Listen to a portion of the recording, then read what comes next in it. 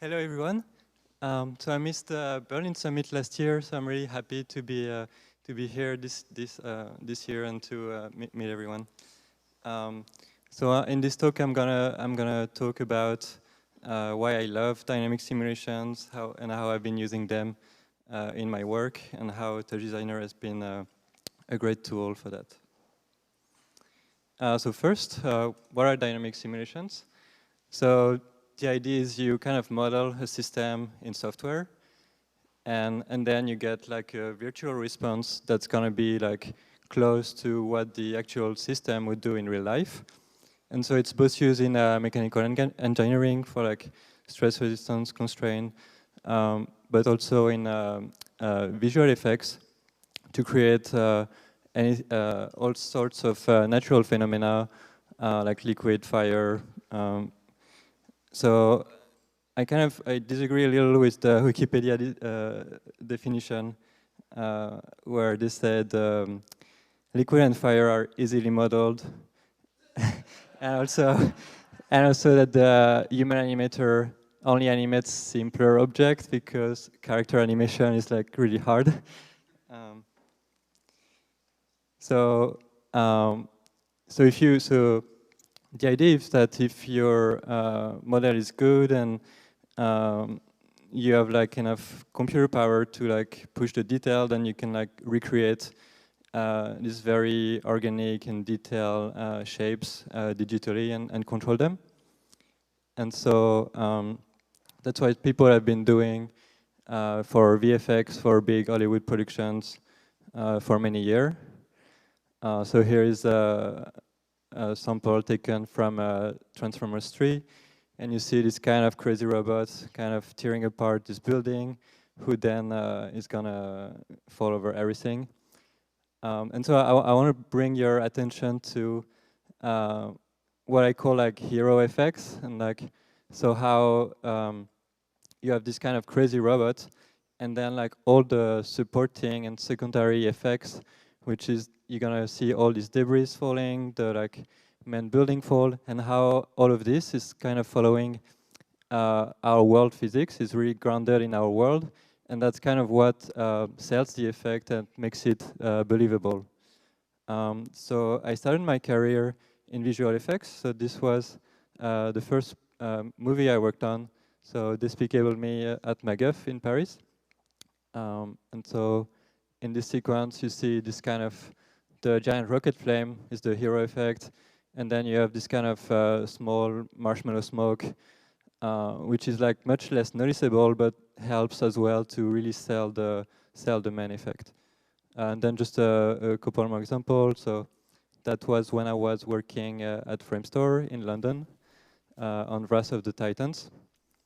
And so you see it's a sequence where you have this giant cyclops smashing everything in the forest. And again, so you have the main effect is the cyclops character, but then when he smashes tree, when he like smashes rock, you have like all the twigs flying around, falling on the ground, little puffs of smoke kind of swirling around. And so all these effects are really important for immersion and like believing that the cyclops is really there in that forest. Um, and so working on this, so I spent a lot of time looking at reference footage of like real smoke, real like waterfall, and so I think I became obsessed and really fascinated by all the detail, all the intricacies of the organic motion, and how they like keep renewing themselves, and and so that's how I got hooked. Um, so this is a slide from Houdini, which is the software I was using at the time. So um, this is kind of how you tweak your simulation. You have all these parameters, the time scale, the temperature diffusion, the cooling rate, that you're gonna influence to influence the final look. So this one I didn't spend a lot of time on. Um, and eventually, um, I wanted to get out of the VFX industry for various reasons. So one of them is you spend enormous amount of times waiting for the computer, because all the simulation, you want to get the most detail possible, and it's just and the most photoreal result, and it was very slow. The other is like on the big movies, everyone is really specialized, so it's very interesting to kind of get really deep on some effect, but then it also gets boring. And so I started using TouchDesigner on the side, and I was interested in like all the implementing some papers, like how NVIDIA and other people were doing like real-time fluid simulation using GPU. And TouchDesigner was a great environment to kind of debug shaders and display all the information. The other thing is, as many of you know, TouchDesigner and Houdini have a shared history. So it was I felt very at home, and it was very easy for me to kind of start learning Touch. So that was Touch 77 in 2011, and GLSL 1.2, and there was not a lot of documentation around, so I was happy for my Houdini background. Also, I was doing more like audio visuals, reacting to audio. Then the same year in 2013, there was this projection mapping project by Bot and Dolly, which was pretty influential, which was this choreography with a robot and this mapping, kind of creating this impression of depth, and was very, very well done. And so I was also starting to play with projection mapping. I didn't have a giant robot to play with, but I think it would be cool to, so this is all choreographed, so I think it would be cool to make it interactive, so it's like, so you can interact with it. So this is Vincent Houzé box. And so it's pretty junky, but it was like pretty satisfying. So I had done at the time a bullet implementation, a simple bullet implementation, to kind of have these rocks react in a physical way. And using Arduino and like a little rotary knob, could control the rotation of the box, and these little rocks inside would like feel like they were like really there. And then, oh yeah. So then fast forward a little bit. So I wanted to use the designer to make a living, like leave the VFX industry. And I reached out to Isabelle Rousset, who put me in touch with Aviancy, which was a studio in Manhattan specializing in very interesting architectural media. So thank you, David Bianchari, for bringing me to New York. Here a couple of so I learned a lot. I worked on some great projects. So there was this is like a large interactive media wall that was created by ESI with Aviancy.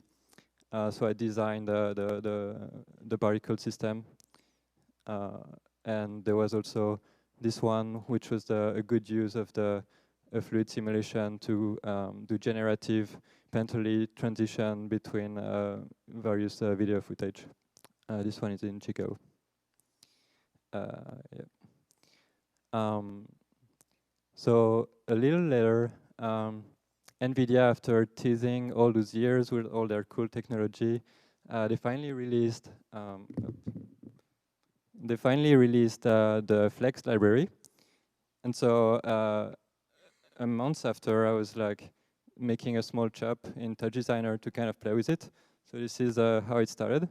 So it always starts with kind of cubes and wireframe. And so it was very exciting because it was like the first time I was able to kind of play with liquid dynamics, and it was like super fast, and and then I plugged the lip motion to kind of interact with it. So it was quite satisfying. And a little later, Aviancy got the opportunity to showcase a small prototype / artwork. And so we came up with this. Um, so going back to the idea that the kind of blurring the between the physical and the digital. So having this like simulation of water flow inside this like projection map sculpture, and then like using a lip motion to like interact, so it really feels like in real life when like any motion you do has like some kind of impact. If you like drop a glass, it falls. So creates this connection with the artwork. Um, so fast forward a little bit. So in 2015, there was a new festival in Houston, which aimed to have both a stellar lineup of music artists, but also some large installation of light and kinetic and new media art. And so we were invited to create an artwork for this. So David was really interested in exploring kind of a porous screen and projection that would kind of leak out of the screen.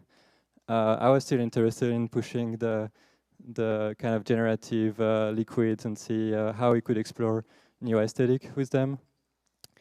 So we created this piece, LOL. I'm gonna show the video briefly. So of course it doesn't do it entirely justice, but it gives an idea. So something we wanted to explore was also a very sculptural aspect for the piece, this like triangular shape that could be experienced from the outside or the inside, and that was like two different perspectives with two different feelings. Other things we wanted to explore was like how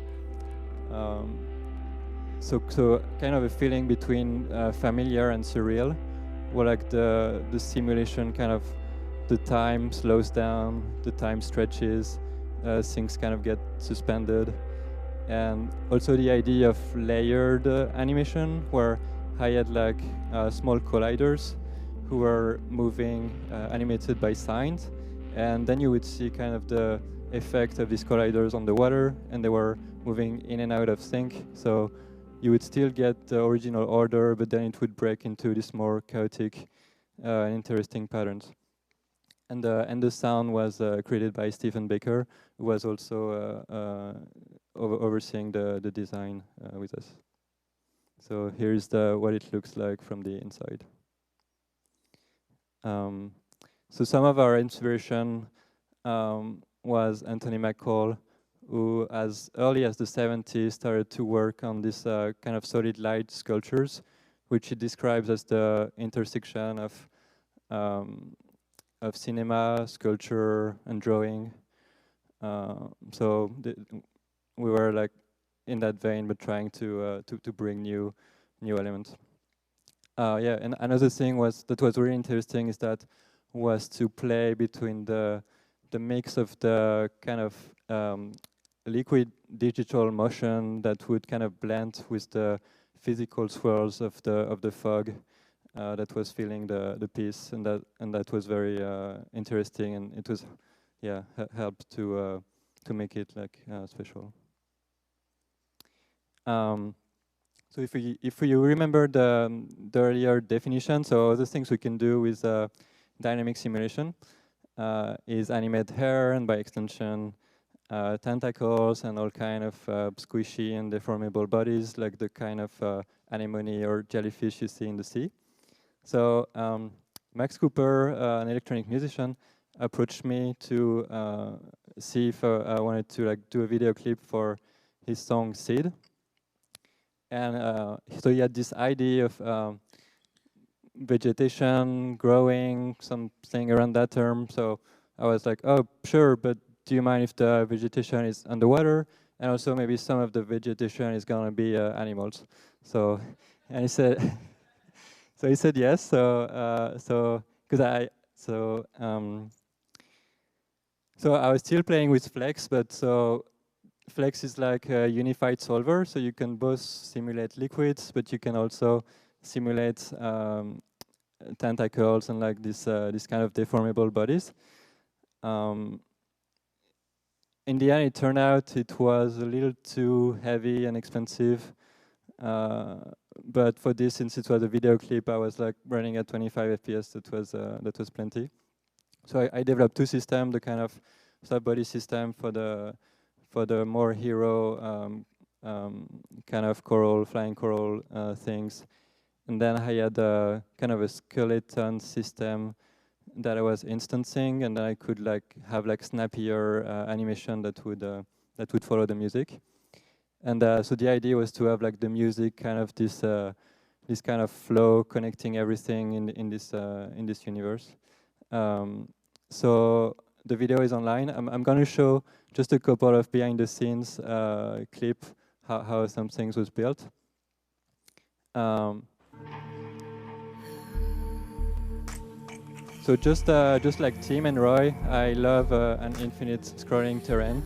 So that's how I started from like a plane, and then you had displacement, you had more displacement and some warping. You scatter some like various elements, and then this is the kind of skeleton-driven animation that would react to the beat. And then this one is so the particle view of the soft bodies, and how you see that under the hood the simulation is acting on all the particles colliding together. And again on the seafloor you see this is kind of the structure for the skeleton system.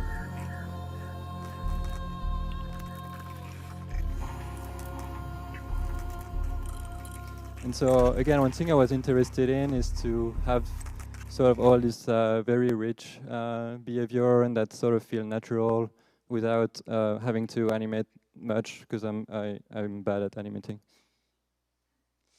So kind of pursuing this theme of kind of surreal underwater life, and also having some loose theme of evolution. So I approach SAT, and so I had seen some of the dome pieces there during MUTEC, and I felt it was like a great canvas, a great immersive canvas, and the kind of underwater thing would be a great fit. And then Dave and Gabe, so they're a Brooklyn studio who do a lot of very interesting spatial sound installations, and also using LEDs, fabric, and sensors, and a lot of very nice things joined to do the spatial sound. So it looked like this.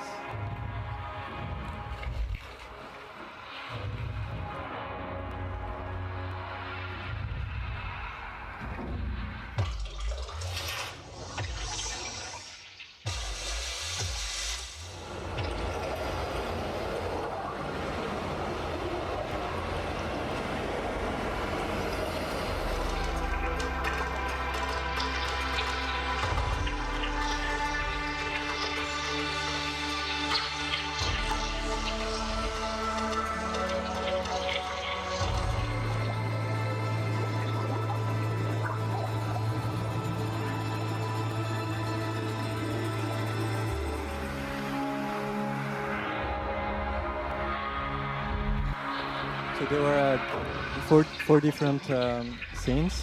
So kind of starting from a more cellular, microscopic look to like more bigger and bigger, until we get to kind of this giant creature walking. So a couple more shots from the cytosphere. And earlier this year, we had the opportunity to turn it into an installation. So it was like on a smaller scale, but you could sit inside of it and see what was happening under you. So that was also very satisfying. That was in Shenzhen. And so some of my inspiration, so I as far as painting go, I'm a big fan of like the surreal painter of the 20th century, and so Yves Tanguy, among others.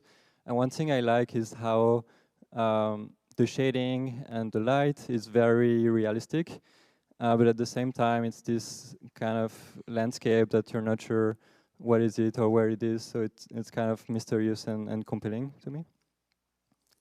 and also all the very nice biological drawing by Ernst Haeckel from like a little before. And on a side note, so according to the Wikipedia page, he was at the forefront of the racist theories at the time. So nobody's perfect. So this is some behind the scene. Okay, that's when I'm gonna switch to touch.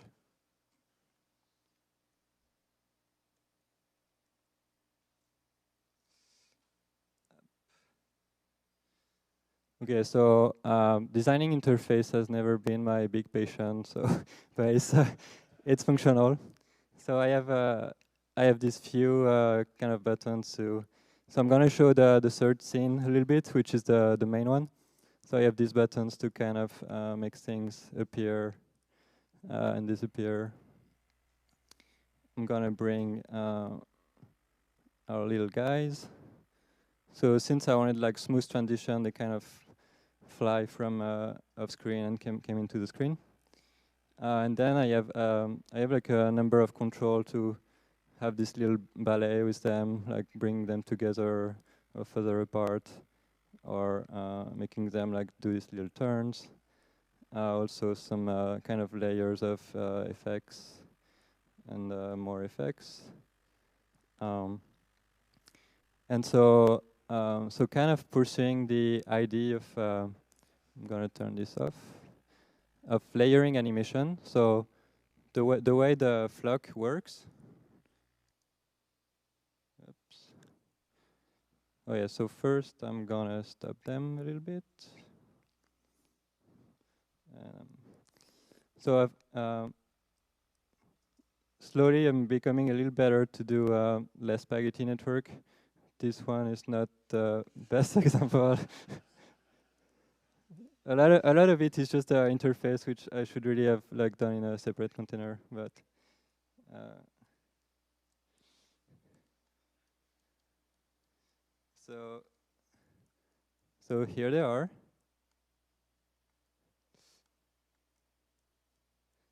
And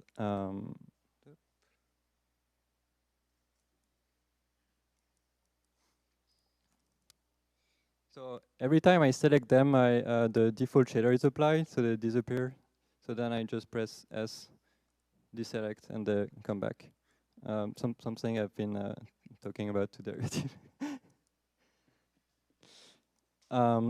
So the way it works is I'm gonna hide their body. I'm gonna hide the particles. Oops, I'm gonna spread them a little bit. This one. So first I have this a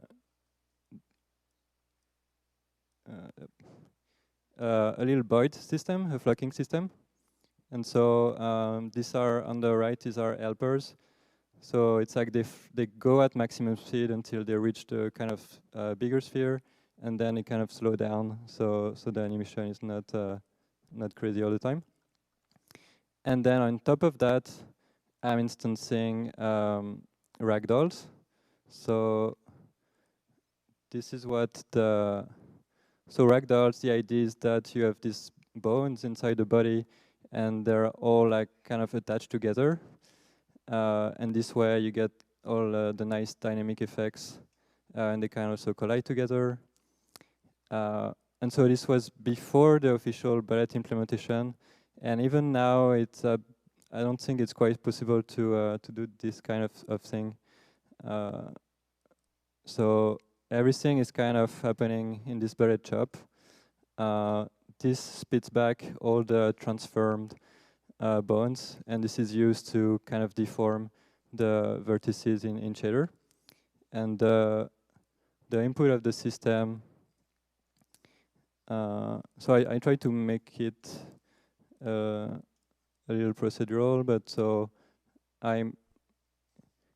the creatures are like modeled separately with like a skeleton, and then the chop creates one capsule collider for each bone, and like parent them correctly with the good hierarchy, and do the instancing, and then it's all the results are like taken in by this shader, and this is where the skinning and deformation is happening. And the third layer is then I have it's a little hard to see here, but I have like a little trail of particles. So it's like the boys, the ragdolls, and the particles. So you get these cascading effects, which gives like a very a pleasing result. So I'm gonna put back the. I'm gonna hide again the.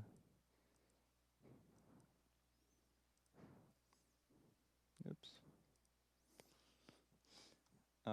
And then for the. I'm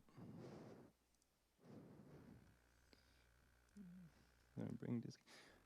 And for the other ones, it's the same idea, ragdolls, but this time I have like kind of these tentacles, which I can play with a little, and also their animation come from the first animation, and so you get also kind of this nice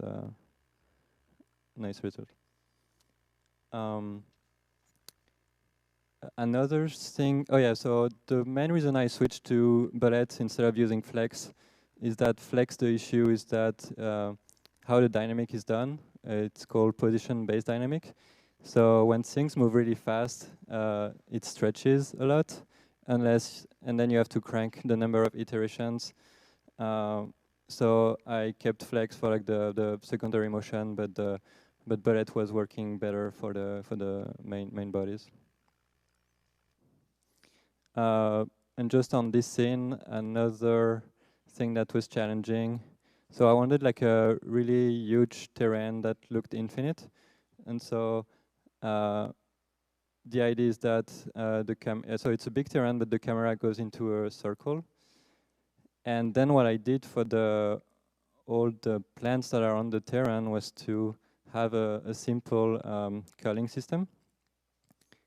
And so it only, oops, not this.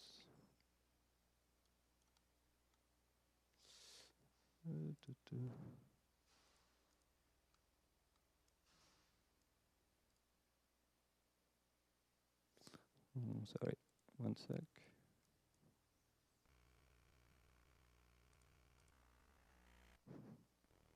Oh yeah.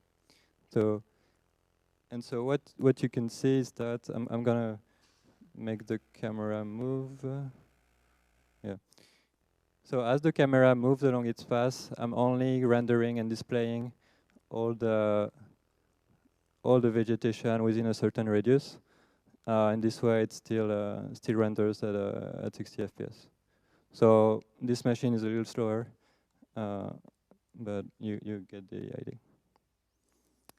So I'm gonna go back to the presentation.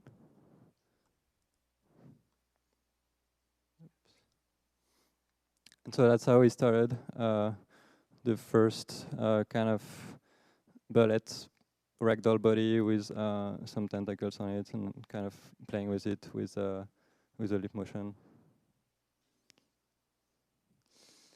And another outtake.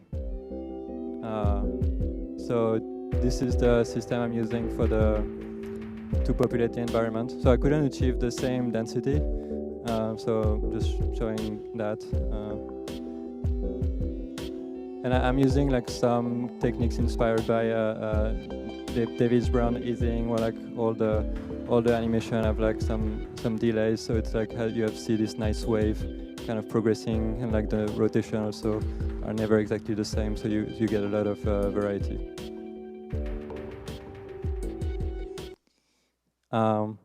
So in parallel, I was still interested in using Flex for liquids, and I was interested in exploring interactivity to kind of play with like the feeling of embodiment, and how it feels to like have this virtual water kind of flow on you on your digital avatar, and also the idea that there would be this entity that would kind of recognize the audience and take it into account. And again, the idea that the kind of playing between more expected, flowy, waterfally looks, and then going into a more abstract, surreal kind of landscape, just playing with the gravity and the time.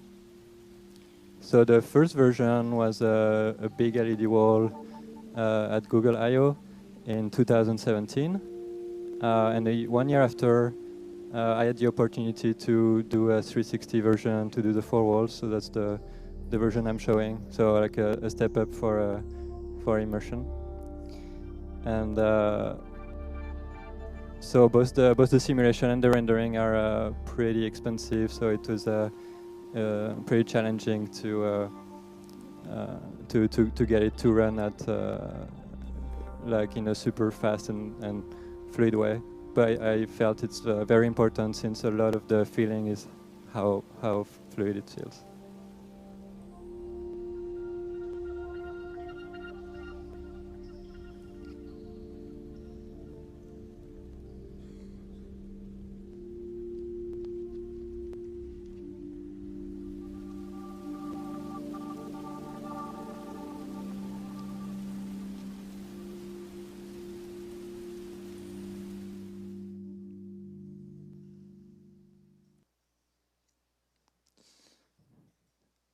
So I'm gonna show a little behind the scene how the sensing work and how I like do previews in TouchDesigner. This one.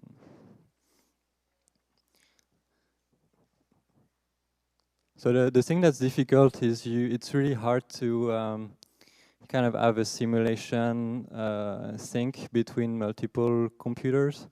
Especially since the art budgets are never really big. So for the first version, I was using 2 computers. One was just handling the Kinects and streaming all the depths to the other computer, just as a way to balance things. But then the 2080 Ti came out, which helped. And so this version that was shown earlier this year in Quebec is running from a single computer.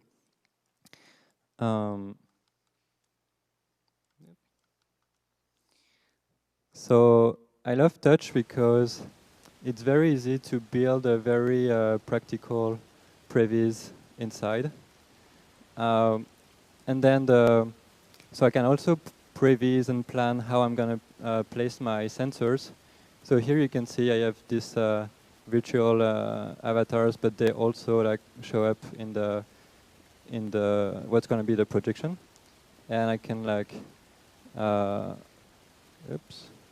move them around, and you can see it's they're all like the whole thing is like reacting. And so the way I'm doing this,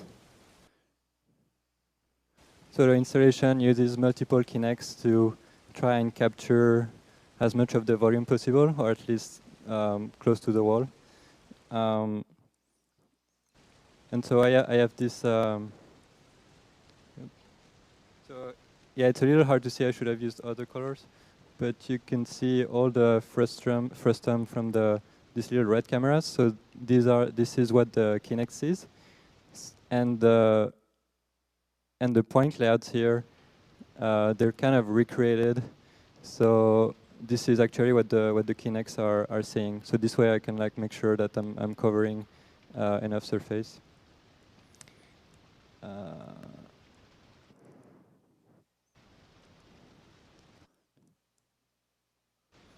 So I have this little container called Kinect Sim. And what I'm doing is I'm rendering my previous character from the point of view of the Kinect. And this is like if I was getting a depth image from the Kinect. And so I can switch between the live stream and my previs. And what I've been doing after is even load like little character animations. So it would even help like prototyping more like how the motion would look. And so if I dig a little bit into my Kinect calibration, oh yeah, so here you can see the frustum better.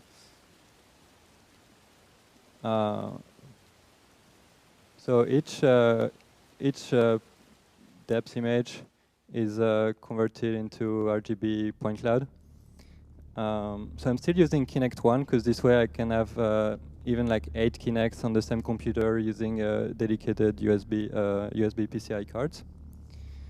But I have to do the depth to world conversion because it never got built in the Kinect top. And then how the simulation works. So after playing with different things, so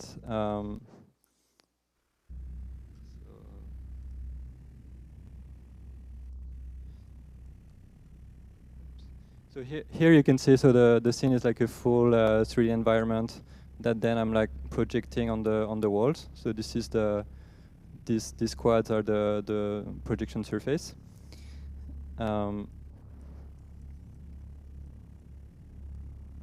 And so what gave me the smoothest result was to create a custom force field that I could feed to Flex because it supports custom force fields.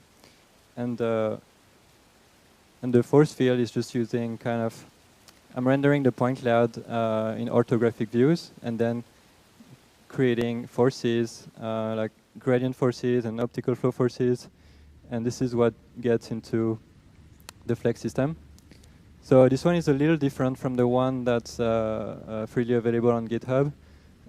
It's built as a top, so it's a little faster, and it supports mesh collisions, and it also takes this special force field. And also the other thing is then I'm bringing all the particle data and the kind of fluid look. So it's a purely screen space trick. So it's taken from the Flex SDK where it renders ellipsoids, just the depths. Then the depths get blurred, and then you can get a normal map from that. And once you have the normal, you can do all the regular shading you want. And so I'm kind of playing between a more digital look and using the little cubes, and the more fluid look, and using a little bit of compositing to get the final look.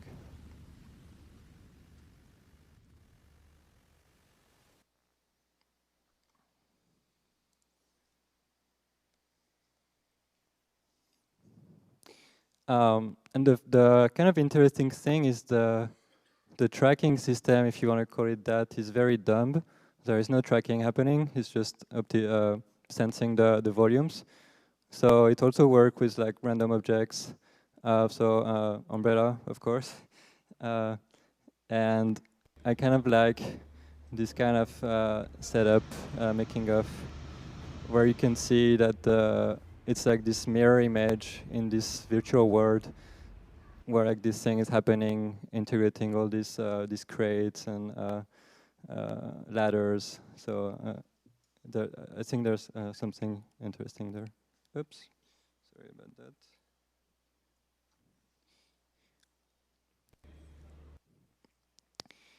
that. And then earlier this year, I got the opportunity to show a new installation, kind of still a little bit work in progress at Lightbox in New York.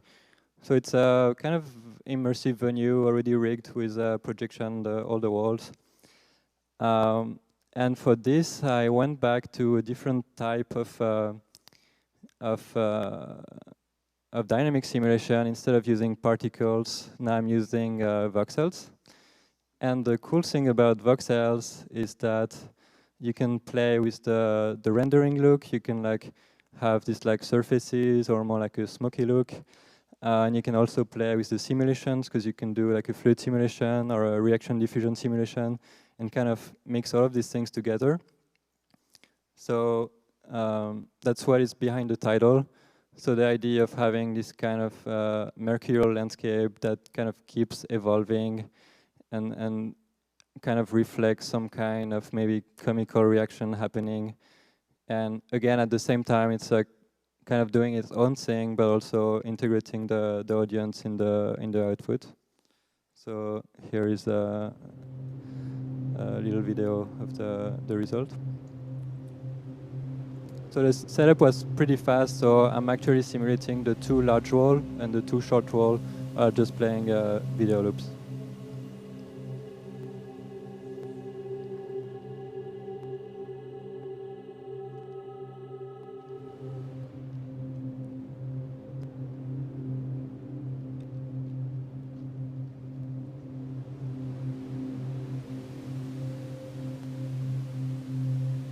So I don't know why I left the shots of people looking at their phone, because it's not the favorite part, but it's like, I don't know, selling or something.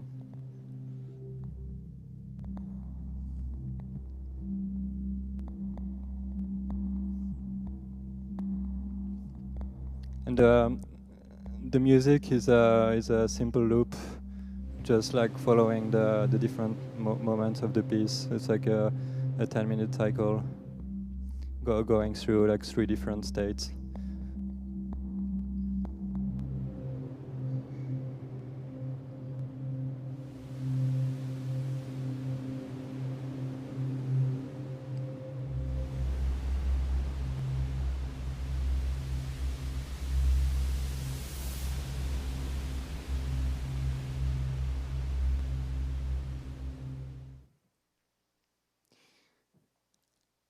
And so again, this is kind of like a loose inspiration. So another surreal painter I really like, Max Ernst, and this is like this kind of strange landscape. So some things I have in mind. And then like some. So for this one, as I was saying, I like imported little characters when I was kind of developing it to like see how the motion would react. And it's kind of very meta, where like I didn't look very hard for the animations, and so it's kind of like this nonsensical loops and like just this like random things happening and like going in sync and out of sync. So I rendered it because I liked it. So here is a nice quote by Julio Leparc, who's an Argentinian artist who creates very interesting kinetic and light work about interactivity. The role of the work and the spectator are modified. Emphasizing active participation in the work is perhaps more important than passive contemplation and can develop the viewer's natural creative conditions.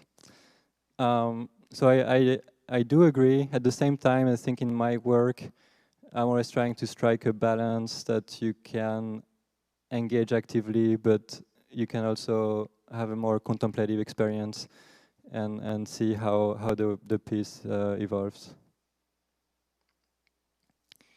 More kind of outtakes on like when I was developing the piece. So this is a fluid solver in 3 dimension in a voxel grid, rendered as a surface. So it's more like a smoke simulation, but rendered as a surface. And recently I've been kind of pushing the looks, the rendering for this voxel, this 3D texture. So there is one attempt kind of simulating acoustics, how lights get refracted and condensed, and using like a refraction. So you have this kind of 2-layered acoustics refracted by the surface. And very recently, so thanks to a new recent feature in TouchDesigner, now you can do like shadowed volumes a lot more efficiently. So these are kind of 2 lights lighting the volume. And so this is all custom, separate from NVIDIA Flow. And the nice thing is that it's fully open, and I can fully interact with everything else in TouchDesigner. And the interesting thing with these 3 renderings is that it's pretty much the same simulation or the same system with like slightly different parameters rendered in different ways.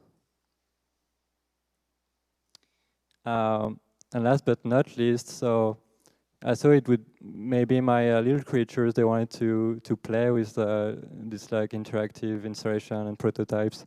So I kind of like set it up for them, and then I recorded the trace they left, and this got on a big LED screen at Times Square.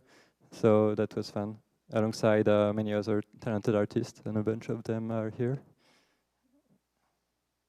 So again, kind of this meta idea of like layering the simulation. I'm simulating this like little creature that are seen by these simulated sensors that end up simulating more things on the screen.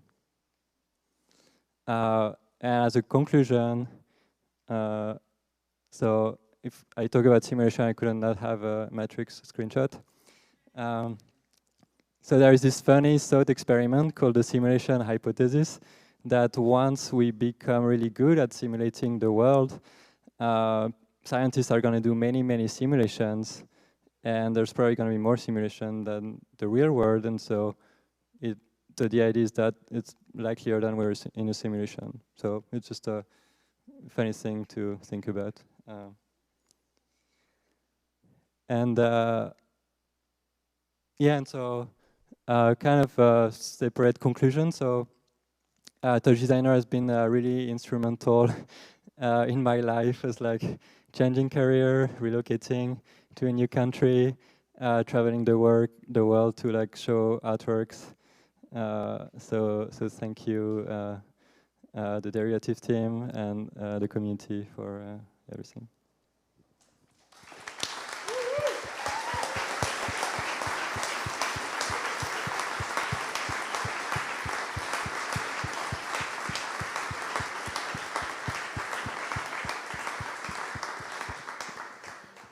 Okay, questions? Whose mind wasn't blown? Okay, that's what I thought. Everyone's stunned, I think. Oh, here we go.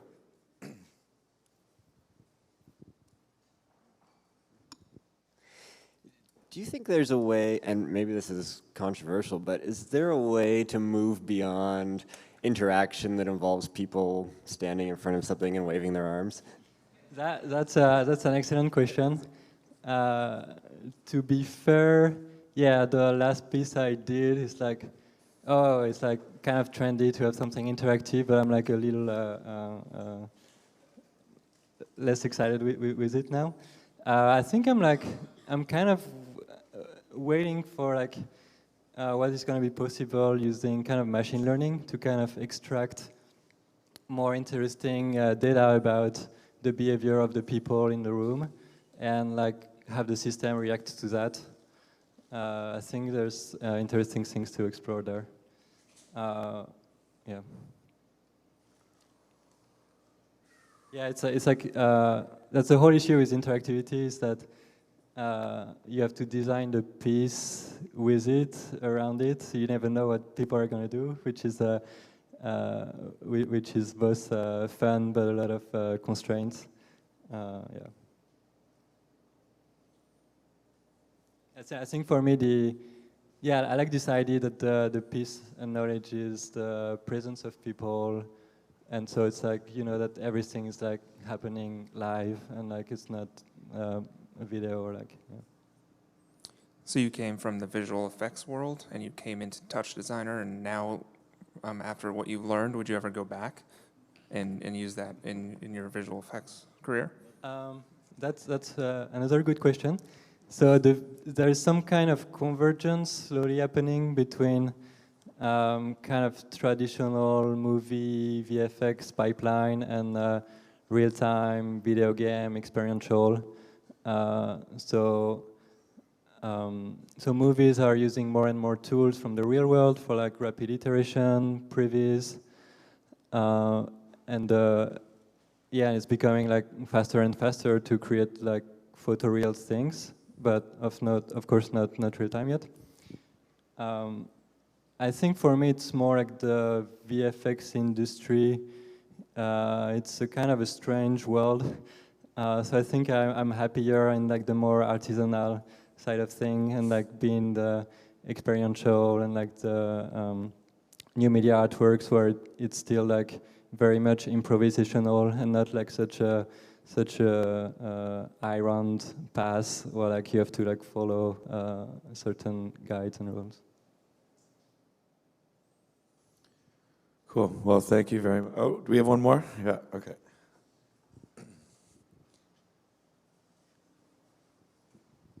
Thank you for that talk. I noticed that most of your simulations are like individual particles and bodies. Are you looking into any of the papers about like optimizing where like center of the mass is kind of one body and edges are individual particles, or? Yeah, so that's so that's what the flex thing was doing, was like when it was doing the sub body. So that was like happening behind the scene. That's a little bit above my my level, or it's like it would take me like too much time to like fully understand the math and implement it. So usually I'm trying to even though I'm getting deeper, like on the physics and the understanding how things work, I try to use existing tools and see how I can like existing libraries, see how I can mix them. So the only thing that's the voxel grid, that's like fully custom because it's easier to manage. You don't have to you're not dealing with particles or bodies. It's just like these volumes. So. Cool. Okay. Well, thank you very much. Thank you.